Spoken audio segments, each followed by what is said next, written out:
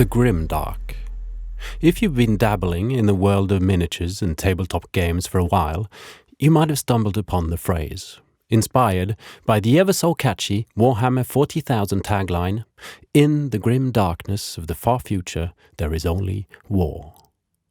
The term grimdark has come to symbolize a darker and more sinister approach to our hobby. Not as in using sinister ingredients in your paint or anything like that, but when it comes to the stories, lore, and painting style. The style is ever present in the art that Warhammer publishes in the different rule and faction books. You would have seen it around. The visual complement that feasts on a darker story. Looking back, and you'll find the same thing in older books. The mood set by Games Workshop has for quite some time been grim and dark. Although not in the studio-painted miniatures. In the past, and now, gritty realism is not shown on official paint jobs. Broken shields and war-torn armor is stuck on the pages of battle tomes, and sometimes in our minds. I painted some Black Knights recently, inspired by the stories of the Stormcast, as this faction for the tabletop wargame Age of Sigmar is called. Also adding what I like to add to my paint jobs: dirt, rust, battered armor. I personally have difficulty imagining war as something clean. If you're trotting around on a muddy battlefield and your job description includes bashing people's arms off with a hammer, I don't see how that would not rub off, physically and mentally. Since then I've been getting quite a few comments on the, quote, grimdark, unquote, style. Something I had not intended. I was just trying to paint my story, and apparently ticked a few grimdark boxes along the way. See, I'm not much for labels. It's handy to put a word to something to simplify communication, but there are pitfalls. Labels can restrict and even become a right or a wrong. Is that grim, dark, cyber, steampunk, or did you just accidentally drop the mini in brown wash? The labels can help us, keywords to use to search out inspiration, but in the end it's good to remember to paint in whatever way we want. Anyway, where am I going with all of this? Well, to be honest, I was intrigued. I've unintentionally dipped my toe in grimdark waters, and I wanted to go for a swim with a snorkel and sort of try and bone out some of the traits that seem to characterize the grimdark style. I needed to paint up a new squad for my army, and I let my grittier, more sinister thoughts take lead. It went something like this. Neve! Yes, boss. You know the guy with the really big hands? The one always throwing big dice at us? Well, he's decided to change the armor list again. We need to fire the loony Black Knights. They're too expensive. What? We're fired? Yeah, sorry. We need something cheaper. But, boss, why? Again? Well, he wants some twisty, twirly magic going, so we need the extra points. Magic? That's dangerous stuff, boss. Yeah, well, he's paying the bills. Get this right and he might even paint my face. Now, you go down to the pub and find the cheapest sellswords around. Tell them they can have all the orc hides they want, providing they bring their own beer. Right, boss? Oh dear, more loonies. Hi. Neve really did dig around in the bottom of that barrel. You know your eyes are glowing, right? Sure, boss. No worries, it's the light of Sigmar. And the psychedelic bat visions don't worry me too much anymore. Now, where do I park the beer wagon? Oh, and you don't mind if we bring a few keepsakes, like heads on spikes and that? Do you like my magic sword? Do I have a story to tell you about that? So there we are. I'm building Liberators, the backbone of any Stormcast army, only just a small squad. I wanted them to stand out from the rest of the army like they don't really belong, entwining the practicalities of army list building with a story of rough sellswords, a band of fallen warriors that follow the trail of war much like wild dogs and ravens do. Their armor is worn, battle-scarred, every dent a story to tell at the tavern, every chip a medal of sorts, a sign of fierceness and survival. I wanted to give them a bit more of a gladiatorial look, removing some of the flappy bits from between their legs that did not sound pleasant, and not quite following the rules of assembly. Not the removing of the flappy bits, but the strapping of shields on their backs. The leader got a female head from Forge World to go with my army theme of female leaders, although I must say these sculpts were somewhat disappointingly boring. But I did have another plan in mind for the heads of the rest of the warriors. Repeatedly, I have been browsing products from a company called Cromlech, a Polish company that makes a lot of interesting miniatures, but also a lot of bits.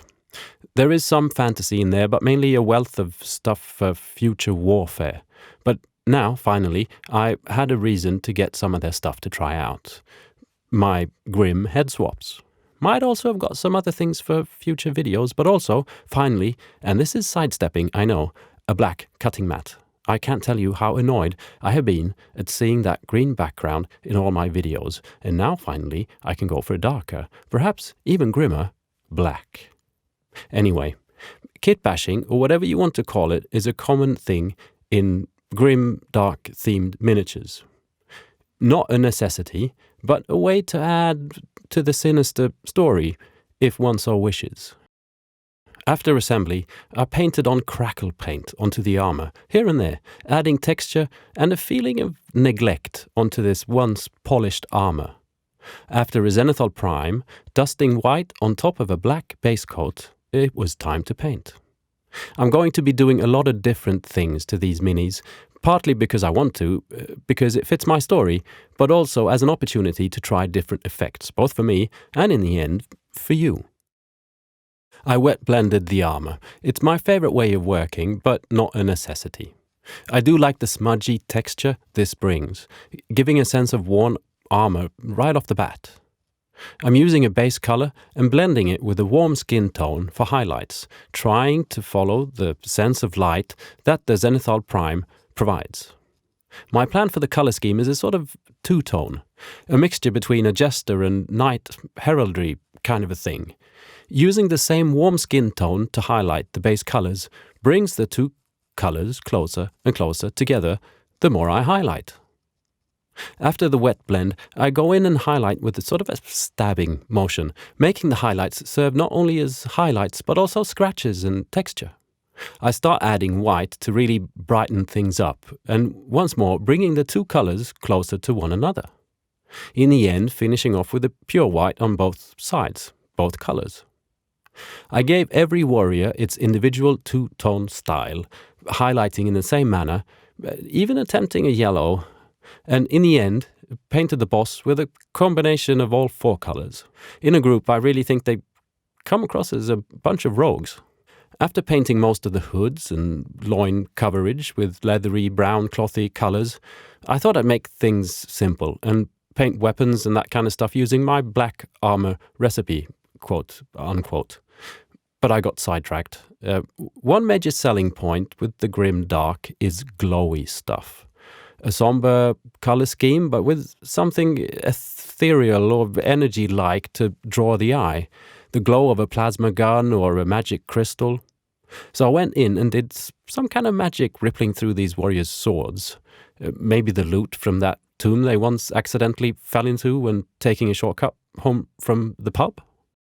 My next step took me to my local and quite wonderful game store, Alpha Spel, Alpha Games.